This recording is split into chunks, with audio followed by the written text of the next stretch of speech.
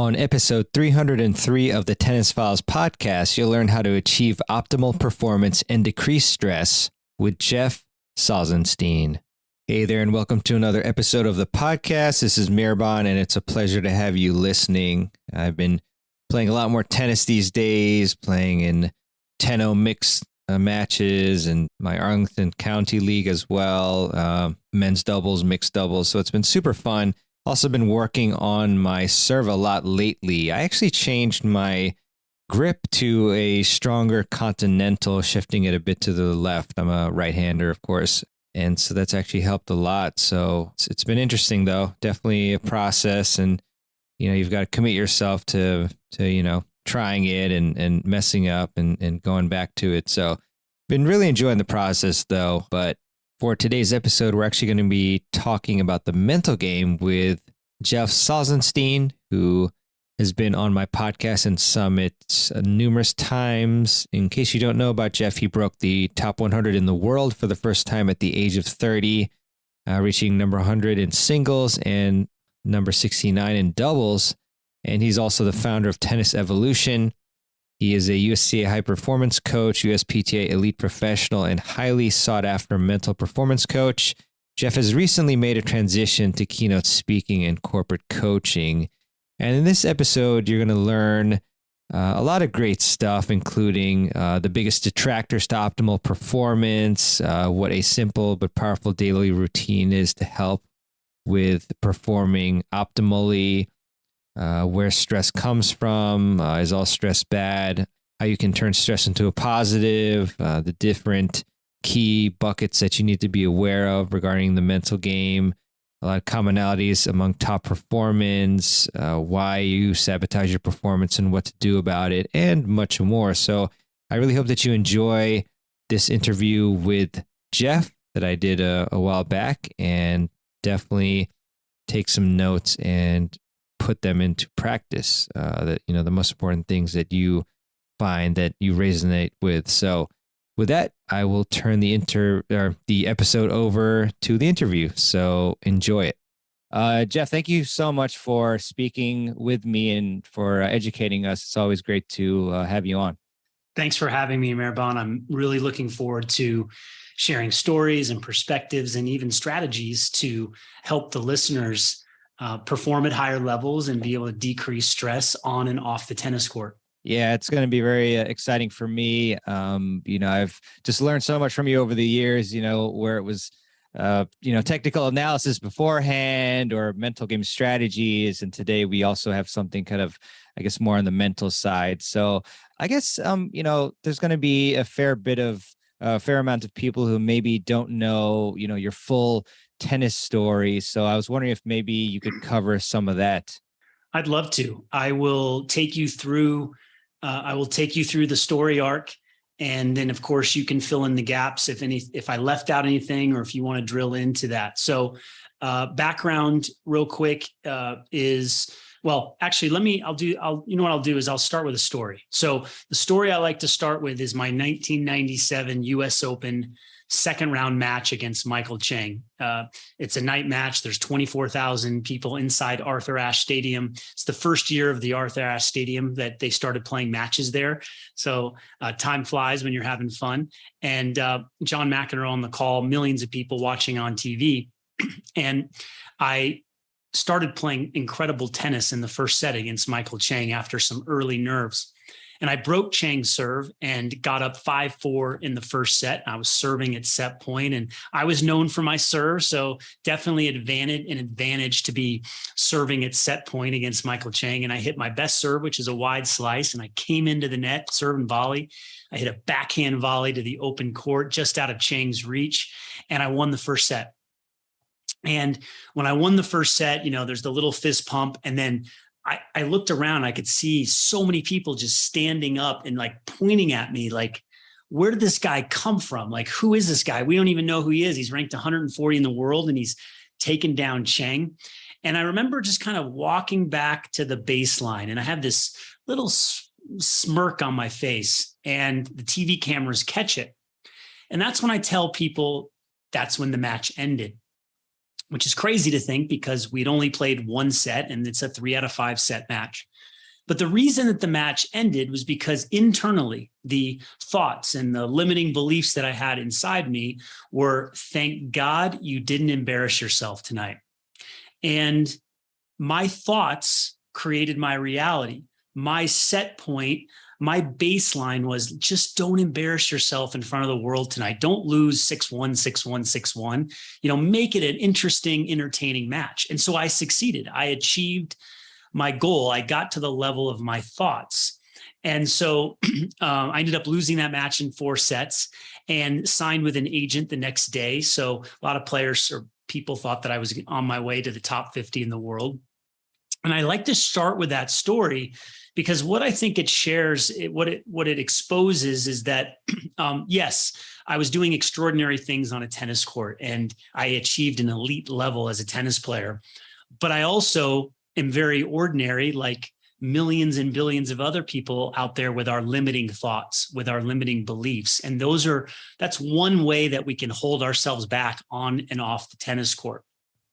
And so with that story, if you have a question, Mehrban, I'll be quiet for a moment.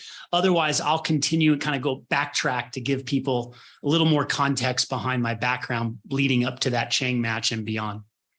Yeah, thanks for pausing, Jeff. I can't help myself asking questions here, but I guess, and you probably will cover this a bit later as well, but how would you have ideally reacted? Would it be something like, you win the first set and you say something like, still a long way to go, or how would you have maybe self-talked your way differently?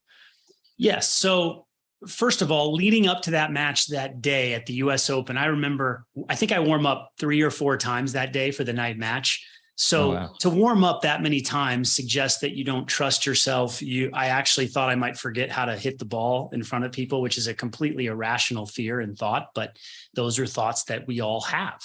And so I think this level of anxiety, this baseline level of anxiety that I had leading up to the match was very intense. It's very energy draining. We're going to get into that a little bit on how people can work with their energy and the anxiety that comes up in our daily lives and at work with the daily stress and also on the tennis court. So I think having a routine around breathing, being able to talk to someone about it, being able to have a story that I'm living into every day, and I'm brainwashing my thoughts, and changing my beliefs so that my behaviors and my actions are more congruent with someone who's a top 50 player or a top 10 player.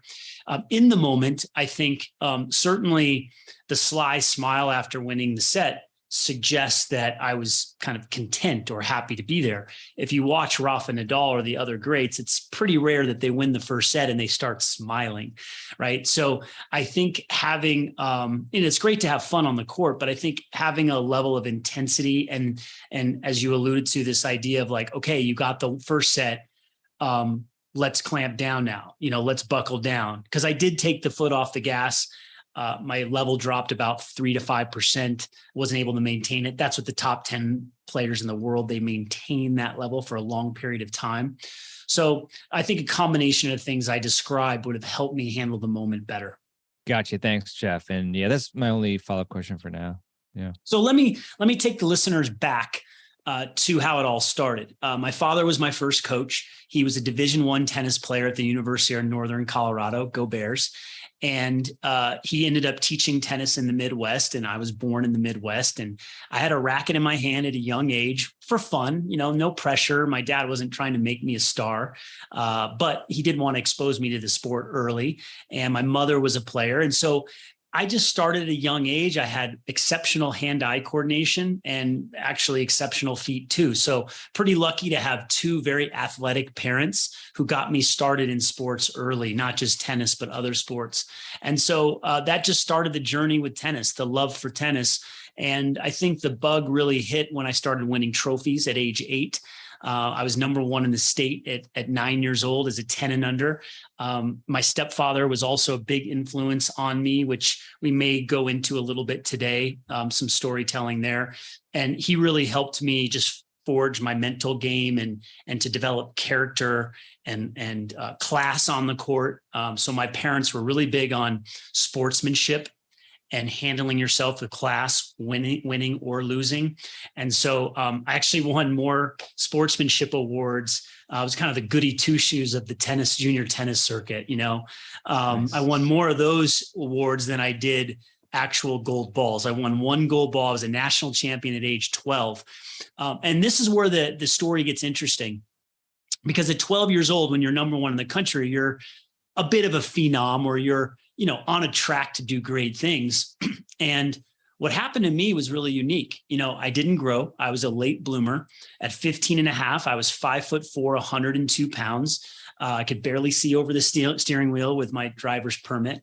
And I went to Kalamazoo my first year 16s, and I lost first round singles, first round doubles, and first round backdraw. Now, in tennis terms, we call that a triple crown. That's not a good triple crown like in horse racing when you win all three races. When you lose all three matches in a national tournament, people are starting to talk like, that guy got triple crown. And it's embarrassing. It's humiliating. And at 15 and a half, you think back 3 years earlier, I was winning this tournament. So that was a big pivotal moment for me, and a lot of teenagers who are struggling with self-esteem and confidence like I was at that time. That's maybe a time where you quit or you pack it in or you start hanging out with your friends more. Well, my parents and we all kind of came together and they challenged me a little bit, but I challenged myself. And within a year, I turned it around. I got back to the basics and the fundamentals, and I was top 5 in the country. A year after that, Stanford came calling. I got a lucky break there, and Coach Gould came calling and offered me a half scholarship that I accepted. And I went there and played for my dream school. Coming from Colorado, wasn't a tennis hotbed. I didn't play 5 hours a day. So going from Colorado, where I played about an hour a day or an hour and a half, to Stanford was a big jump up for me. And I rose to the occasion. Your environment, you often raise to the level of your environment. So Stanford was a great stepping stone for me. Coach Gould was great for me, taught me many leadership lessons.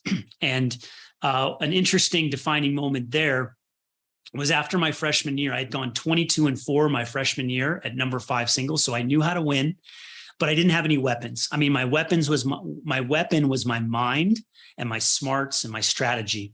And that's probably what made me a decent coach, or a good coach, whatever you want to call me, and kind of knowing the game at a young age. After my freshman year, I had this crappy serve, wasn't breaking 100 miles an hour. And I went home to Denver, Colorado to try to tweak it. And I started modeling Goran Ivanisevic. He's another lefty. And I modeled his serve. I grew 3 inches. I gained 20 pounds. And I modeled Goran's serve. And I added 20 miles an hour to my serve almost overnight. And I think that story speaks to a couple of things for the listeners to consider. Number one, it's always possible to make a massive jump in your game if you get the right information and you're willing to try some different things. You can have a breakthrough. And number two, just the sheer perseverance and the resilience to bounce back when you have a crappy serve or a crappy thing going on in your tennis game or in your life.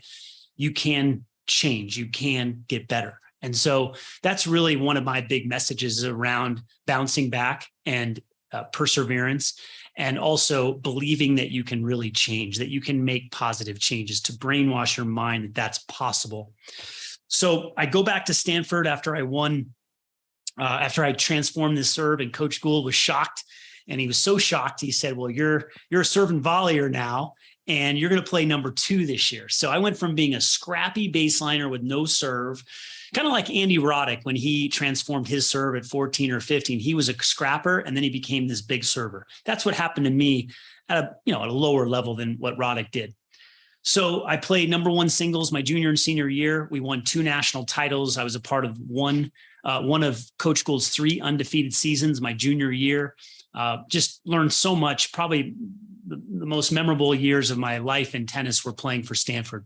And then I went out on the pro tour, and just 1 year in, I got to 140 in the world when I played Chang. And I was up and coming. I was going like this with my career.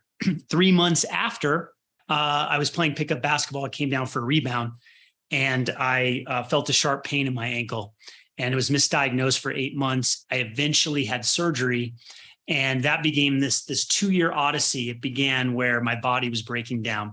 So 25 years old, I had 2 surgeries. I had many other injuries. My arm was falling off. Felt like it was going to fall off.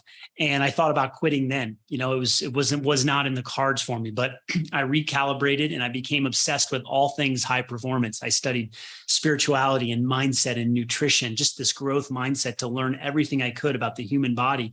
And I was able to bounce back, and I broke the top 100 in the world at the age of 30 and went on to play in the main draw of all the Grand Slams. So that's my tennis arc story. I tried to get through it as fast as I could. I'll stop there because I'm sure you have questions. But what I want to reiterate is that, there were 3 defining moments, I would say, in my career. Well, probably 4. I skipped one of them, but the one was the junior, the change when I was 15, when I was really down and out. The second was my serve transformation. And then the third was the injury bug, where instead of accepting what the doctors were telling me, I went on an odyssey to try to change things. And I did. I was able to change my body and my mind and my spirit and become a better player in my 30s than I was in my 20s. Love that, Jeff. A lot of, great golden nuggets in there. So I guess one is, I'm curious, you mentioned you had a pivotal moment when you were, as they say, triple crowned. And you mentioned that you went back to the basics and the fundamentals. So I was wondering if you could speak a little bit more to what exactly you mean by going back to the fundamentals. Sure. So a couple things happened. At that time, I was small and other kids were growing. They were bigger than I was. And I had a coach that convinced me to change to a Wilson profile. And that was the worst decision I ever made equipment wise, because that racket it just didn't give me the control I needed. So I switched back to an original racket, like a Wilson Pro Staff or a Wilson Sting. I can't even remember what I was playing with then, or a Wilson Ultra 2, some Wilson Sting or Pro Staff. So I changed rackets. I quit all the sports that I was playing. So I went all in. I doubled down on tennis. I wasn't skiing anymore. I wasn't playing basketball. So obviously I had more time to devote. But when I went back to the basics, and I remember talking to my stepfather, he always would tell me, he was a Division I player. He played for the great Trinity teams back in the 60s. He would always say, go back to the basics, keep your eye on the ball. I know it's super boring and the basics, and make sure you get your feet in position, get your body and your feet in position every single time. So it's kind of that Jimmy Connors model of just always getting your feet, have your feet be active and get into position. Nothing complicated, certainly not as complicated as I've made it as a coach over the years. But I think that level of focus on the footwork and the fundamentals, get your racket back early. I know, again, that's not necessarily the things we teach now, but certainly when I was late on a backhand, it was, okay, get your racket back, So I think a lot of those fundamentals really came into play during that time, and really changing my attitude, because, when you start getting down on yourself, when you're missing shots, you're not able to pull yourself out as fast. So I really had to make a mindset shift and have a greater grit and resolve when I did make mistakes. Yeah, your comments made me think back to a lot of different interviews I've done. One was with Michael Russell, great American player as well. And like one of his biggest points as well was footwork and just how important that is. And, a lot of times we focus on technique too much, our swing, when we're really just not in position in the first place. And also I remember you did a presentation kind of on self-talk, I think, and where you had a student where she really was having trouble with her forehand. So you took her out and just had her say yes every time she made a forehand. And that was very pivotal. So just a lot of good memories and great points you made now as well. I guess one other thing, and I don't know if you want to cover this now or later, but, definitely piqued my interest when you talked about your stepfather's influence and, on your sportsmanship and integrity and things like that. So I was wondering, maybe for players out there who want to figure out how to influence their own players or, daughters or sons or whoever, how maybe any other details about that. Absolutely. So my stepfather came into my life when I was 9 years old. So I went through a divorce when I was 4. And even though my parents got along, when you're 4 years old and there's divorce, that creates childhood adversity that, when you're trying to make sense of the world, oh my gosh, my parents are split. I now no longer live with my father. He's in a different state. I see him a couple times a year. That plays a big role. So here comes my stepfather at age 9. My parents, remarried, my mom remarried.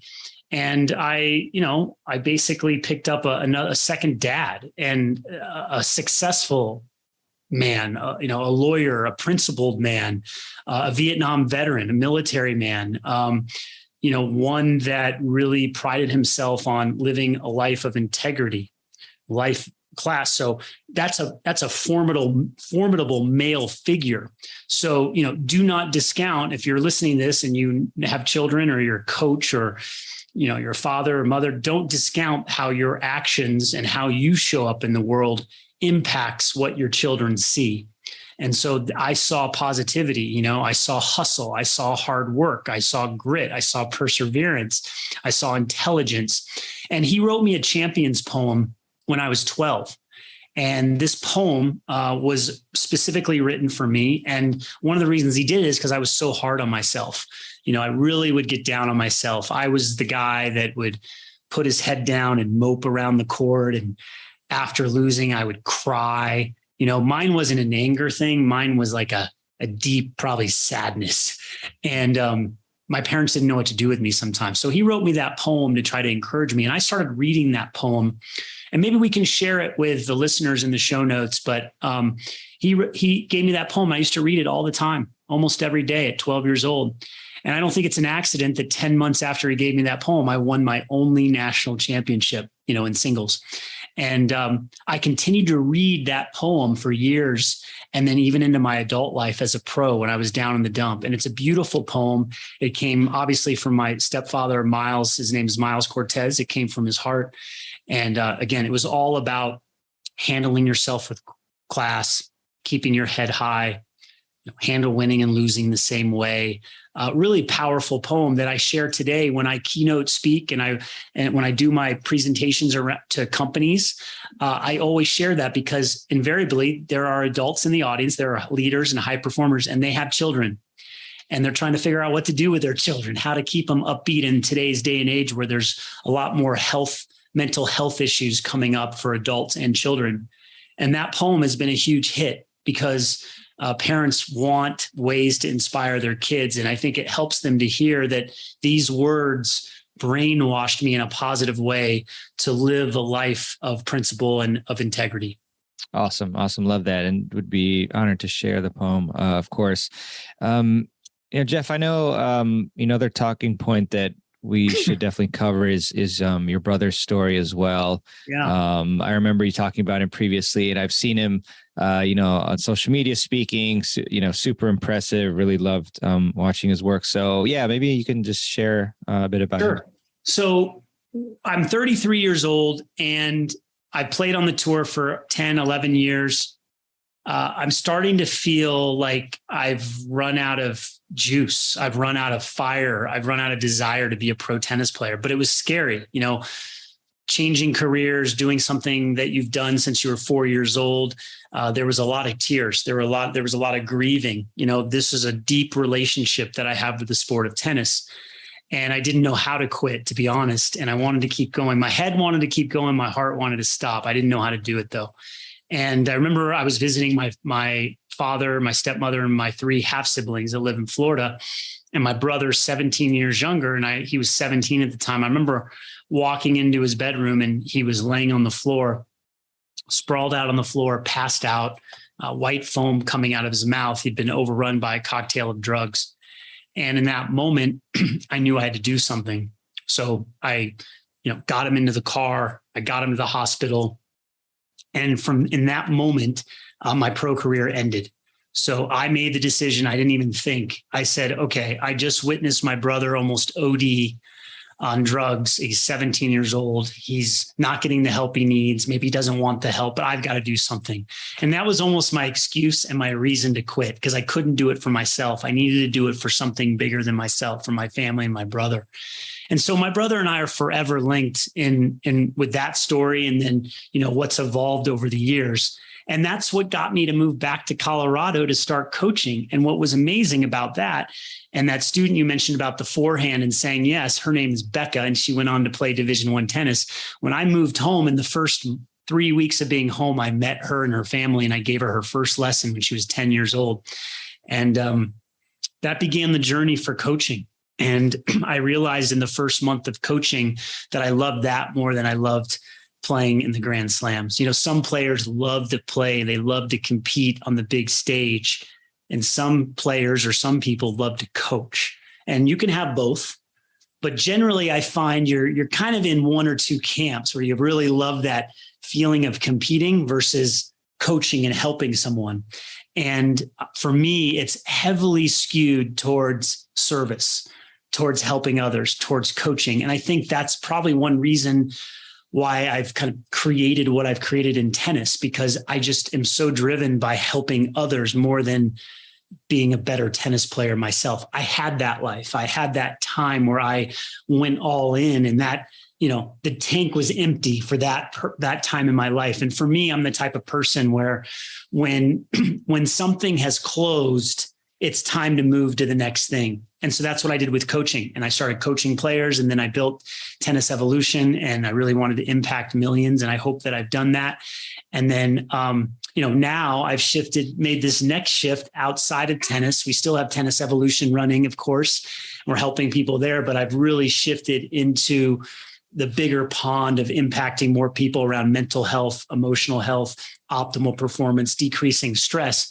But it all started because of my brother's, seeing my brother lying there, and of course, lying there passed out, and getting him into rehab at that time. Now, I'm happy to continue, Maribon. You might have other questions where you want to steer me, but I know that we can also continue with Eric's story or circle back to it, and I'll close the loop on it. So I'll be quiet now and see if you've got anything else for me. Jeff, I think we can continue because I'm sure I'll have a lot of different ones. Yeah. Sure. So, with my brother, it was such an interesting relationship because we didn't live together. We didn't grow up together. I was almost like an uncle figure. I mean, definitely a big, big brother. Even though we didn't live together, and even though we lived different lives, I was the golden child. He was the black sheep. He was prescribed Ritalin at 9 or 10 years old because of ADD. And then he quit basketball kind of in his teenage years. And that's when I believe he started smoking weed then. And that escalated to that point when he was 17, when I found him lying on the floor. I tried to get him to come live with me. It didn't work out because he used again after going into rehab, and he went back to Florida. And for the next 5 years, from ages 18 to 23, it was a really tough time for him around addiction. I started dealing drugs. And it led him to prison. He committed 2 felonies, could have gotten a life term with his 2 felonies in Florida. It turned out that he got 4 years. And in prison, we were not in touch during this time because he knew my stance that if you're going to use drugs and you're going to deal drugs, I'm not going to be in your life. Okay. It's just not going to happen. I'll love you from afar, but I'm not going to be in your life. So he goes to prison, and about a year into his prison term, he called me and he said, Jeff, I've had enough of this life, this gangster life, this trying to be someone I'm not. I want to change, but I don't know how. And so I tested him. I sent him a book, Awaken the Giant Within by Tony Robbins. And he read the book cover to cover, and he transformed. He developed a value system. He learned the steps of how to change, to make positive changes. And he started actually becoming a big leader inside the prison. He started leading workshops. He mentored other inmates. He started meditating. He cleaned the toilets at 5 a.m. He was journaling. And then he discovered that he had a hidden talent for public speaking. And he actually got second place in a big contest of like multiple prisons that was brought up in the local Tallahassee, Florida newspaper. And so he really was starting, believe it or not, to thrive, if it's possible, to thrive in prison because he changed his way of doing things. He changed his actions, his behaviors, and he changed his mindset. And so he got out of prison 6 years ago. And we started this amazing connection where I mentored him around entrepreneurship. around the online space, around coaching online. And he was just a success. Everything he was doing, he was touching, was working. He built this really successful online coaching, business coaching program very quickly. That was the good. The dark side of it is a lot of the success came really fast. And unfortunately, he wasn't getting the support that he needed. And he didn't surround himself in a community or with accountability. And unfortunately, he started using drugs again, the more serious drugs about 2.5 years ago. And it was really painful for me because we were so close and we were on a great track. He won a speaking contest. He got his own TED Talk. And I was his biggest fan. I was cheering him. I was hugging him. I was right there with him. But when his behavior started to change because of the dark side, because of the demons, I wasn't able to be involved in his life the way that I wanted to. And that's a really difficult lesson. If you're listening to this, you've probably been touched by addiction in some way, shape, or form. And it's a very painful experience for the person and also for the people that love him and her. So unfortunately, 7 weeks ago, my brother passed away. And obviously very difficult for our family. And I did the eulogy at the memorial service. And what I really focused on is, my brother is much more, excuse me, my brother is much more than his addiction. And people that are struggling with addiction are much more than their addiction. And, being able to love them, even if you have to detach with love, knowing that they're loved is important. It's something I probably could have done a better job of in retrospect, but, this life was a tough one for him. But in my eulogy and even the message that I have now, he's now with me in my keynote. Every time I present, I talk about Eric and how he transformed.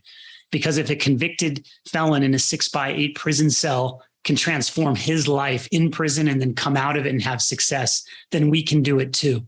And so my legacy or his legacy that I plan to carry on is the positive message and also to create awareness around the struggles with addiction and mental health.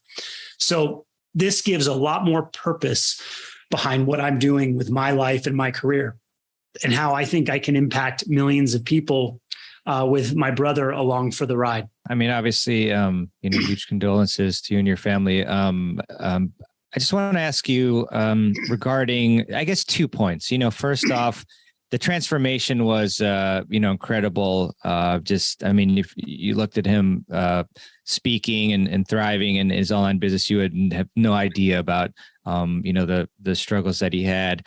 And then also, I'm curious too, because sometimes this pops up with like sports stars as well, where like they have big success, and then I guess I don't know. I'm curious, like, what do you think? What do you think happened? Like, you have the success, and then maybe you, I don't know, like want to have too much fun, and then you go towards like old habits or something like that. Like, I'm just wondering, maybe that's something we can also like protect against. So kind of a two-parter.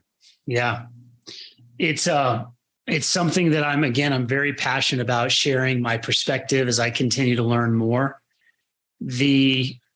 First off, I alluded to the fact that he started on Ritalin at a young age.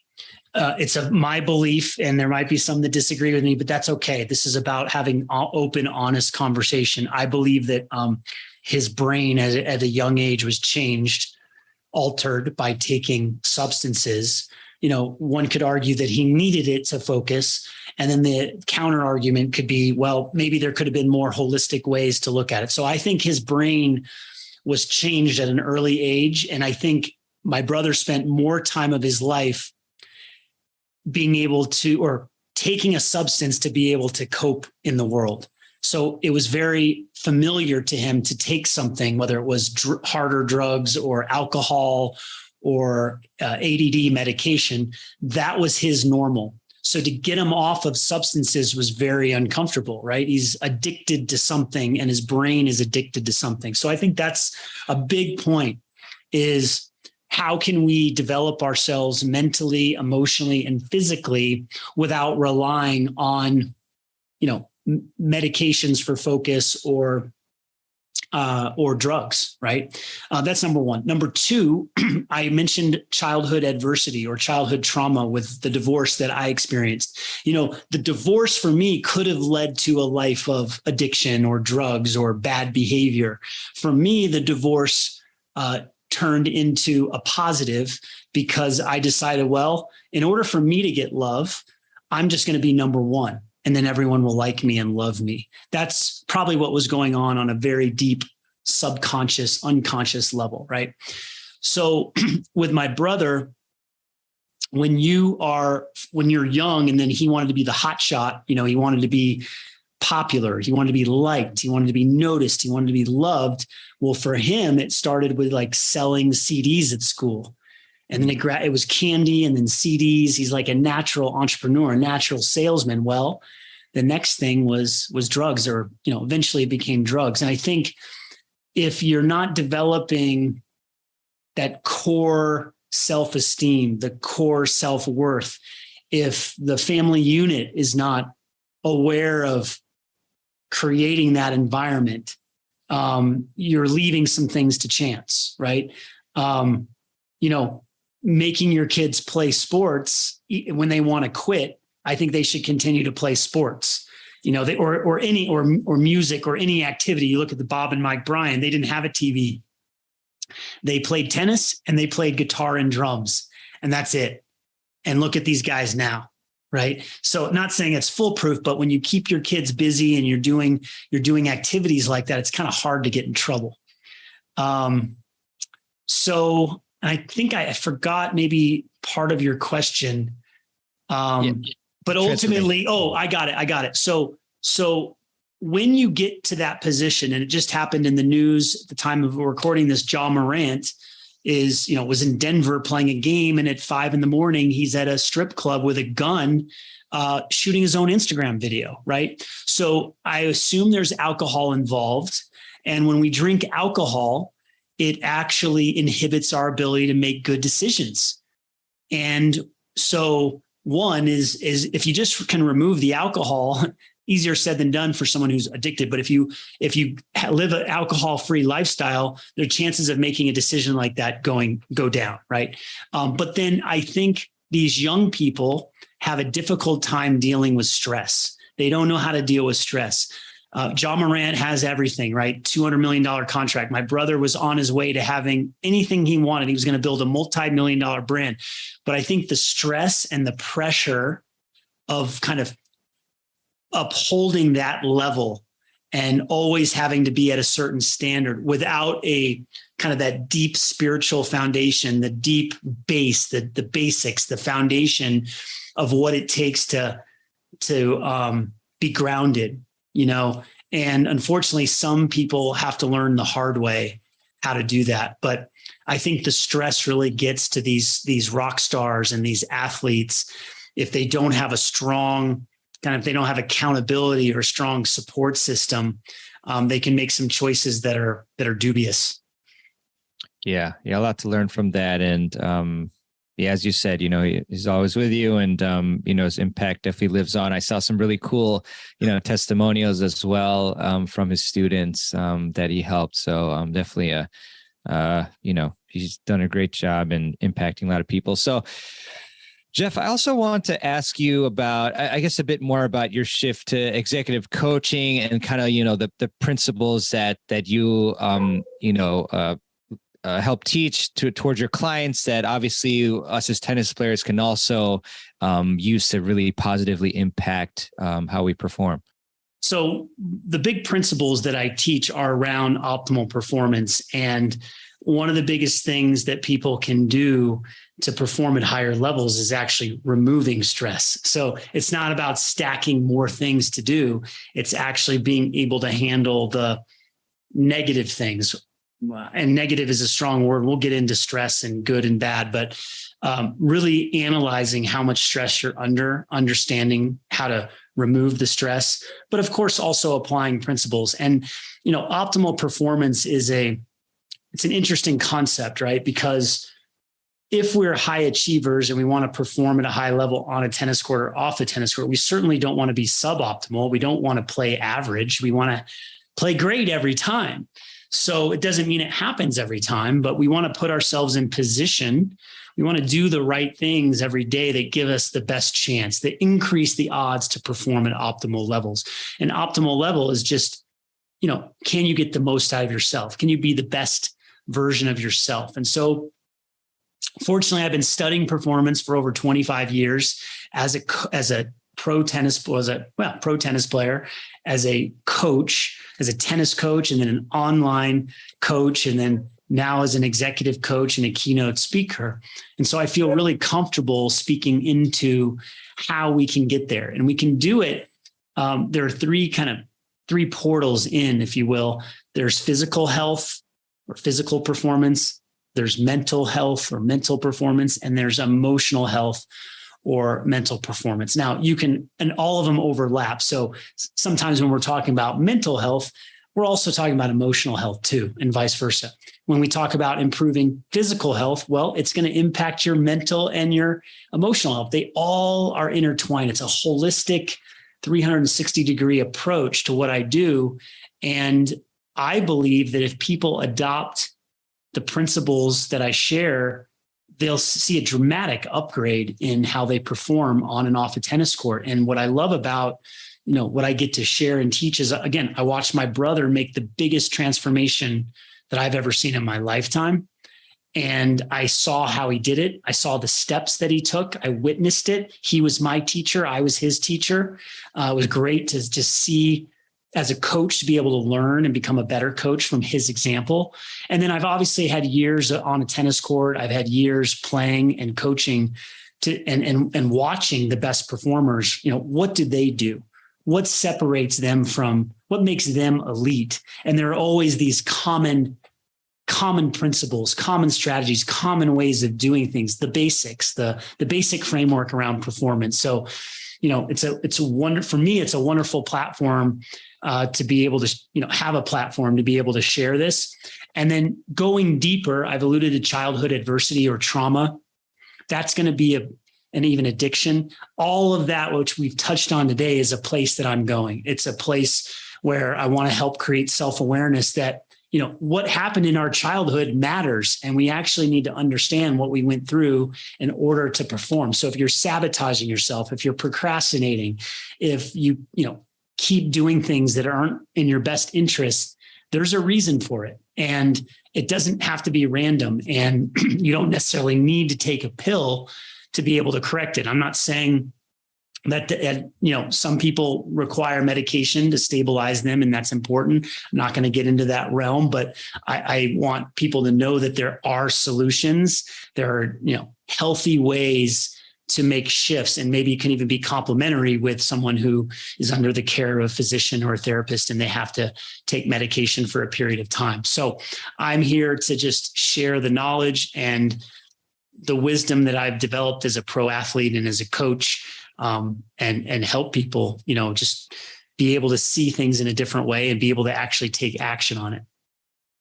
Awesome, Jeff. I guess a lot of things in here. I guess one that was interesting for me is you mentioned how we sabotage our we should be performing something, for example, but we sabotage ourselves by delaying things, etc. I was wondering, why does that happen? Because I've certainly done it. Most people have done it throughout their lifetime. So why do people do that?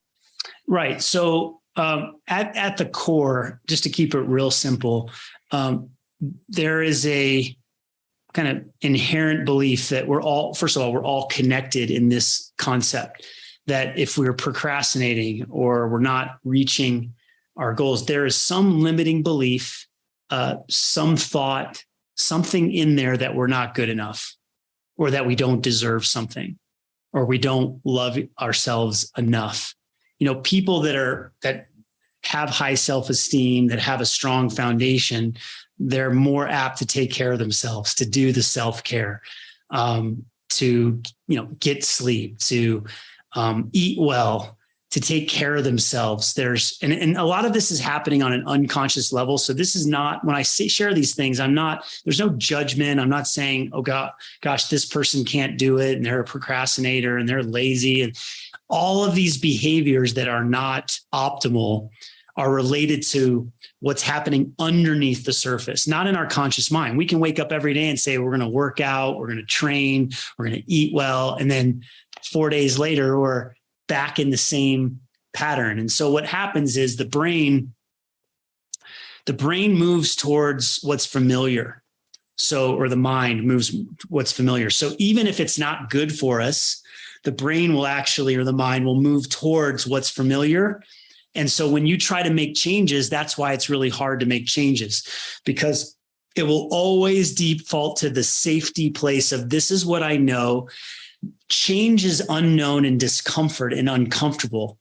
So that's why there's resistance to change. So if you set the New Year's resolutions and it's not happening, or if you set goals and it's not happening and you default to old behaviors, just know that that's natural. That's in our biology, that we were designed to, our brain's designed to keep us safe. And so when we make those changes, when we try to make those changes, it's difficult because it's uncomfortable and it's not familiar. So that's a big concept around, if you're procrastinating and you don't want to procrastinate anymore, just know when you try to stop procrastinating, one of the reasons is because you're actually in familiar mode or protection mode around the behavior that you want to change. Yeah. So the question of the decade, I guess, is how do you not do that? How do you not default back to your creature comforts, if that's the right terminology, because it's so difficult for a lot of people to not do that. So first off is just self-awareness, right? Mm-hmm. So I would say most people are not even aware of maybe they're aware that they're procrastinating, right? They can say but then where do they go from there? They'll go like, why do I always procrastinate? Oh, I'm such a procrastinator. So they're speaking it into existence. So one way to do it would be to look at it and say, okay, I have a tendency to maybe don't even use the word anymore. I put things off a little bit. I now focus on taking action on this behavior. Or, maybe it's the night before, and I'm just giving little steps kind of off the top. This is not necessarily part of my framework, but the night before, if you know that you have a tendency to procrastinate on certain things, the night before, you get it in your calendar, you write down your top 3 things you're going to accomplish the next day in order to change the behavior, and it's front and center. And so it requires self-awareness. It requires planning, pre-planning, scripting your day, scripting what you want to accomplish. Accountability, that's a big one. Getting around people that want to do the same things instead of doing it alone. My brother did a lot of great things, but he also had help around him. When he struggled the most is when he suffered in silence and when he didn't reach for help. He didn't ask for help. So getting a coach to change behavior, being accountable to a buddy is really important. Changing your languaging. And again, we could even go into deeper of like, you have to heal parts of yourself, the parts that were wounded when you were younger. So, that's a limiting, you have to identify the limiting belief that came out of like when my father and my parents got divorced, there's an abandonment of like, oh, I'm not good enough because my dad left. That's an unconscious thing that's happening. It's not like I'm consciously walking around saying to everyone, well, my parents got divorced, so therefore I'm not good enough. I'm not consciously doing that. I'm unconsciously doing that. 95% of what happens to us is all starting on this unconscious level. So, getting into meditation, getting coaching, counseling, therapy, understanding what your patterns are. A lot of people don't even know what their patterns are. So I'm a big believer, just know what your patterns are, know what you want to change. And my mind is like almost overactive with this stuff. I'm always looking at like, okay, I can see I'm falling short in this area. How do I make this shift? What behavior do I have to change in order to do so? And I'm writing in my phone all the time in my notes. I'll write down like the things, these things that are coming up for me. Just journaling, bringing it to your awareness is the good starting point to correct some of these bad habits, if you will. Yeah, a lot of, again, great stuff in there, Jeff. So, I mean, I feel like you talked about a few of these, but I guess what do you think is the one biggest detractor to optimal performance? I mean, is it that, the limiting beliefs, or I mean, the negative self-talk? Maybe they're, they go hand in hand. What do you think it is? I think there's two that I'll just touch on. One is negative thinking. Negative thinking is like the kryptonite for an elite athlete or a high performer tennis player. Yeah. The research and the data, Christine Porath at Georgetown University did the research on this with a mental skills conditioning coach who's since passed away, Trevor Moawad. What they found was that a negative thought is 4 to 7 times more powerful than a positive thought. So imagine that if you say, my backhand stinks 1 time, you probably need to say my backhand's amazing 7 times just to offset that. So negativity is 4 to 7 times more powerful. And then if you say things out loud, essentially, if you speak things into existence, it's 10 times more powerful than if you keep it to yourself. So think of like when you're out on the court and you say, you could think to yourself, my backhand stinks. But if you actually say it out loud, that's 10 times more powerful verbally to say it. Now, if you combine saying something out loud with a negative thought, which is what I just said, the backhand thing, it's 40 to 70 times more likely to happen or something like it. So every time you say my backhand stinks, you are creating your reality, if you will. You are perpetuating that concept.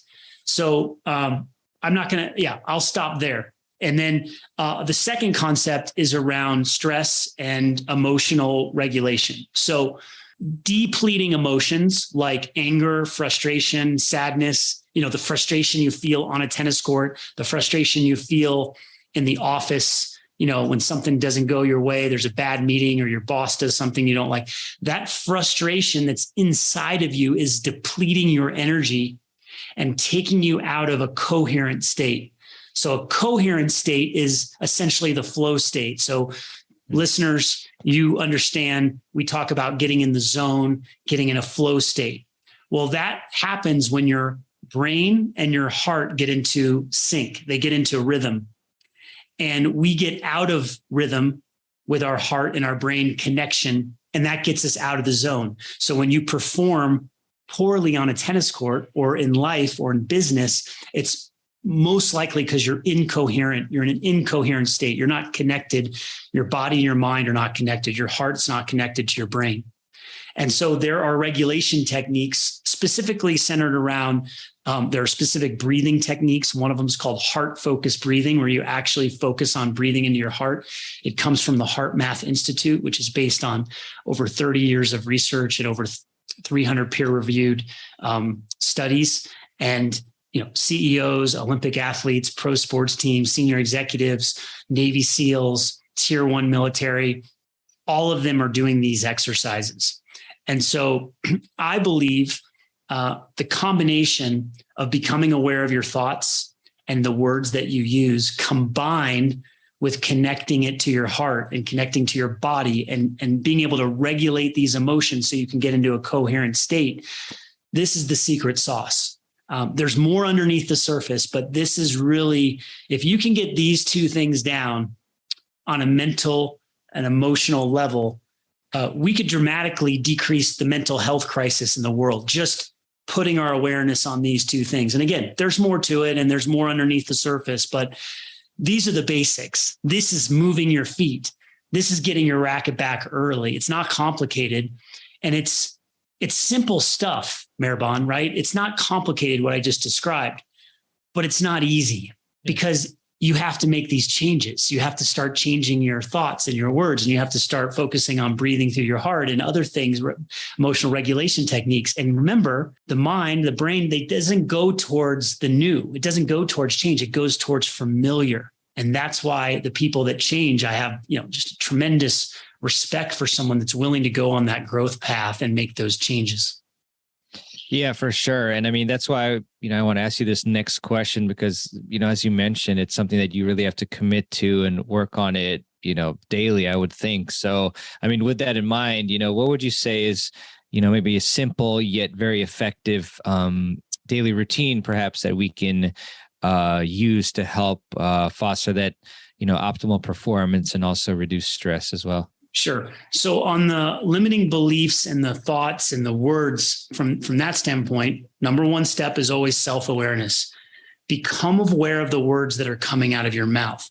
And if you're not aware, get out a journal or get out your iPhone and open up the notes and start typing out the phrases that you say every day, the words that you use every day. Quick little tip, another little kind of incredible data point. We have about 60,000 thoughts every day. 80% of them are negative. And get this, 95% of the thoughts that you have today are the same as you had yesterday. So if you start tracking the phrases and the words that you use, that will help you become aware. And then obviously you want to be clear on what you want to create. So what type of life, what type of tennis? I want to be an aggressive baseliner. Okay, great. You probably want to use the words aggressive baseliner over and over again as you're speaking to the world about your game. Hey, I'm an aggressive baseliner. I love to attack the net. Most of the time, as you know, Maribon, we hear people say, I'm afraid to come to the net. I always lose points when I come to the net. My backhand's so inconsistent. That is not going to get you where you want to go. So you have to change the words and the language that you use, become aware of that. And you don't have to be positive. You can just be neutral. You can just state, hey, I'm an aggressive baseliner. That's not a positive statement. That's a statement of what you want to create. And that's a neutral statement, which is easier for people when they're in the negative state. It's hard to go to positive. You can go to neutral. Around the emotional regulation, there were studies done that 11,500 people were taken through a study for 6 to 9 weeks. They did heart-focused breathing or quick coherence breathing, 5 minutes a day for 6 to 9 weeks. And sleep improved significantly, like 30%, 25, 30%, calmness, 30%, anxiety dropped by over 40%, fatigue dropped by 40+%. Just by doing this one exercise for 5 minutes a day. So even 1 minute a day or 3 minutes a day. So starting with that emotional regulation technique called heart-focused breathing or quick coherence. It's something that, again, I teach in workshops and I share in my keynote talks around with leaders on how to do that. And this would really help tennis players before, after their matches, regulate their emotions. Because remember, when you're not regulating your emotions, when you're in a frustrated state versus a grateful or an appreciative state, you are draining your internal battery. And Bruce Lipton, who is a world-renowned cell biologist, you're nodding your head, maybe you've heard of Bruce Lipton. He says that 90 to 95% of all disease is related to stress.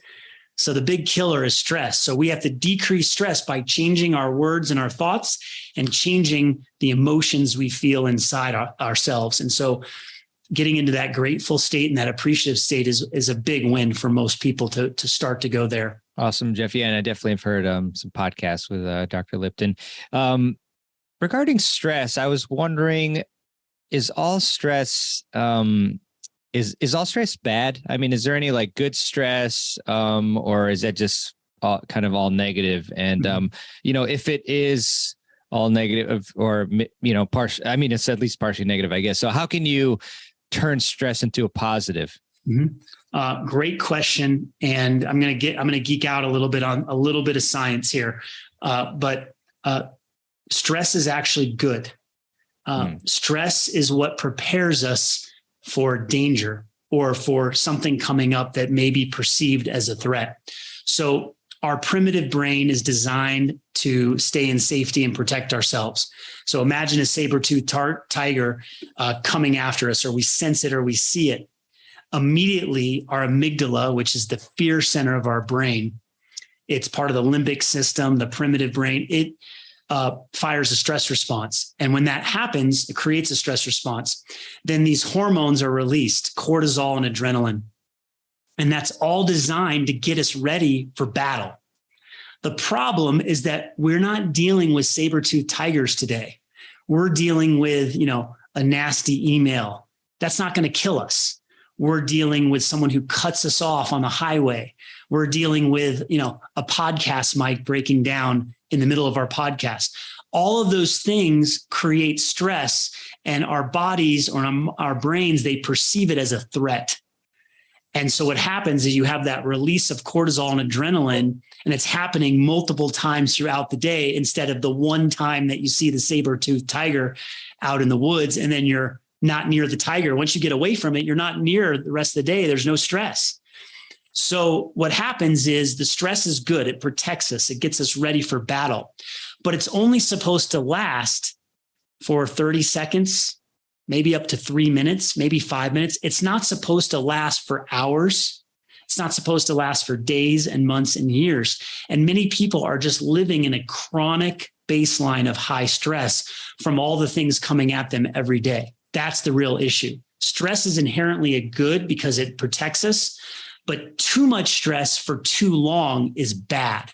And that's what we're fighting in today's Western world with all the stress and the fast moving pace, the news coming at us, family challenges, business challenges, again, just everyday stress. And so here's the secret.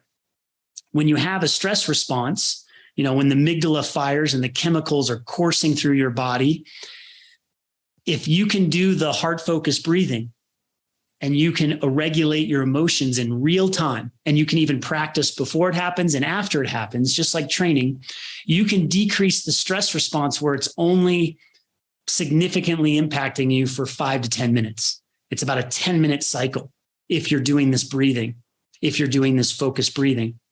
If you don't do it and you're not able to handle stress, it stays in your body for up to 8 hours. And that is the crux of it. If you solve that part, you're not draining your internal battery. You have more energy. You're more present. You're more calm. You can be available to more people. And so the good news is this is all based on science. It is not witchcraft. You actually change your physiology. You get into that coherent state. You get into that flow state. And it doesn't take a lot of time to do it. So if you're wired and tired and you're overstressed and you're burned out, this is one of the big ticket items, along with some other tools that I'm not going to get into today because I've already gone into detail about a lot of things. But the good news is there are tools out there to calm your nervous system, calm your mind, calm your body, calm your emotions. And they're not hard to do.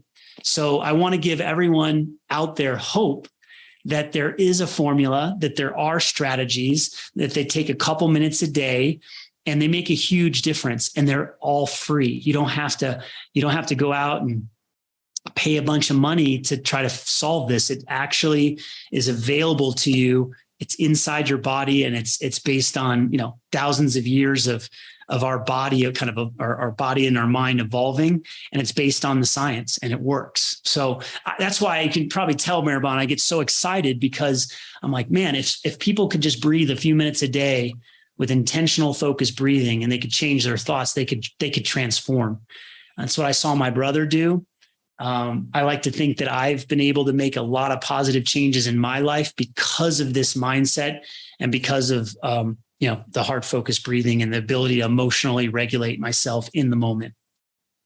Yeah, I love that, Jeff. It's very important to have, a routine, when you get stressed. It's kind of funny for me. My one of the teams that I follow has been losing quite a bit lately. So I have this routine of watch them play and then go for a walk and a workout. It's just, I think I do a little bit of deep breathing too. Oh, by the way, yeah. Maribon, about walking, what you just said, the research says that if you get out 12 to 14 minutes per day outside in nature, you look at the sky, you look at the trees, the research suggests that you will decrease your anxiety by 30%. So if you're behind a computer all day, if you're working and you're in an unnatural environment, if you can just get outside for 14 minutes for a walk, it can dramatically change your mood.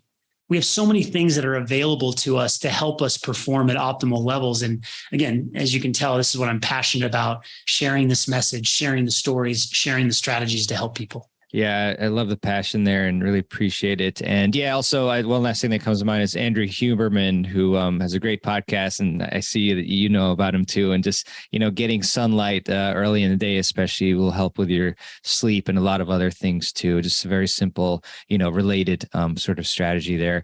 So, Jeff, you've given us so much great information and actionable items for today. I just want to educate the audience as well about I guess what you're doing right now and maybe how they can, get in touch with you or follow what you're doing, things like that.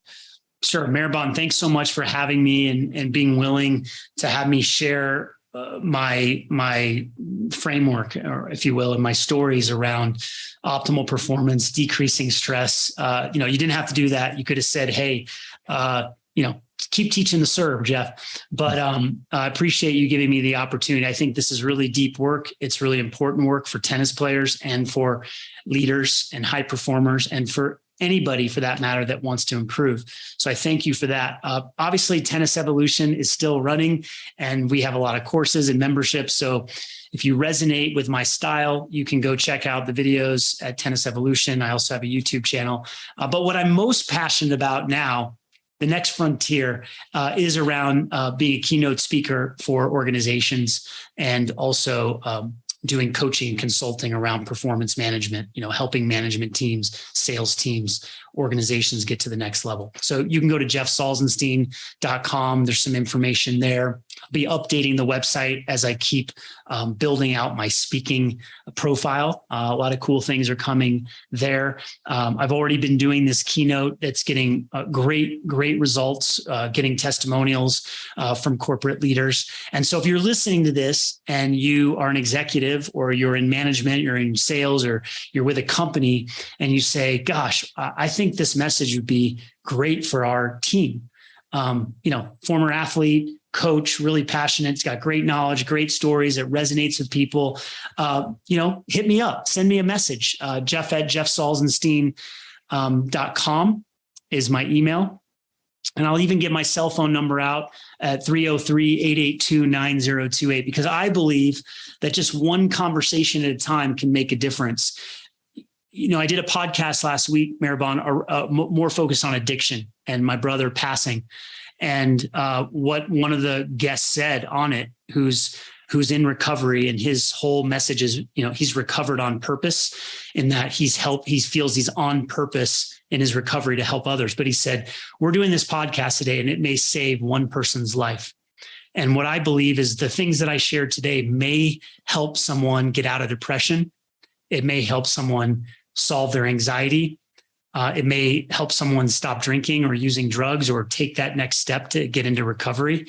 So I'm really adamant about one conversation at a time, one podcast at a time, saving a life or helping someone take their life to the next level. And that's what I wake up every day focused on, sharing my brother's message, sharing my message, and hopefully we can make a big difference in the world with this. Definitely, Jeff. I mean, huge respect for, doing such great work, such impactful work that is going to really help so many people. And we'll definitely have all the links you mentioned and your contact info in the notes below the video. So definitely check it out, and highly encourage you to work with Jeff. Top level, super passionate. That's what you want. Obviously, somebody who is really committed and just loves his or her work. So thank you so much to Jeff. Any last words, Jeff, before we conclude? Just thank you, Maribon. You do a great job with Tennis Files and with the summit. I've watched how you've grown it over the years from nothing. You created something from scratch. You're not a former tennis ATP pro. You're not a former coach. You're a guy that's passionate about tennis, and you are now one of the stars in tennis online, and you've brought a lot of people together. So I want to acknowledge your transformation, your positive growth, your ability to connect people and to make a difference. And so I want to know that I see that and I acknowledge that and I appreciate that in you. Thank you so much, Jeff. So kind of you, and you're the man, and thank you. And just love following what you do. And you just, again, top level stuff. So really appreciate it. And yeah, thanks so much. And I'm sure we'll speak again soon, but obviously best wishes with everything. And once again, everybody check out the links below the video to get in touch with Jeff and check out the great work that he's doing. So thank you, Jeff, and talk to you soon. All right. I really hope that you enjoyed my interview with Jeff on how to achieve optimal performance and decrease stress. Really important concept, and definitely try to take the top couple points from this episode and put it into practice. All right. If you did enjoy this episode, I would really appreciate if you left a review for the show, and you can do that at tennisfiles.com/Apple Podcasts, or just hit the review button in your podcast app of choice that you use to listen to the show. We just find that Apple Podcasts is the most impactful in terms of getting the show to be more visible. So yeah, I appreciate that so much. And also want to leave you with a quote, as I do at the end of every show. And this one is by John Wooden. And John said, "Don't give up on your dreams, or your dreams will give up on you." A really powerful one right there. So definitely keep that in mind. All right. Well, definitely wish you all the best, and, keep improving your game, keep striving to enjoy the process and get better. And that's the main thing. So it'll permeate other aspects of your life if that's the attitude that you take. Recently, I was YouTubing a bunch of self-improvement stuff, including how to be a problem solver. And, that's what you have to be. Most of us don't have coaches, watching our matches and giving us tips while we're playing or in between points or whatever, during changeovers. So you've got to, think about what you can do to solve the issues that you're having on court. So it's a great skill to have and develop. So, all right. Well, with that, thanks so much for listening, and I'll see you on the next episode of the Tennis Files podcast. This is your faithful host, Mehrbon Iranshad, signing out.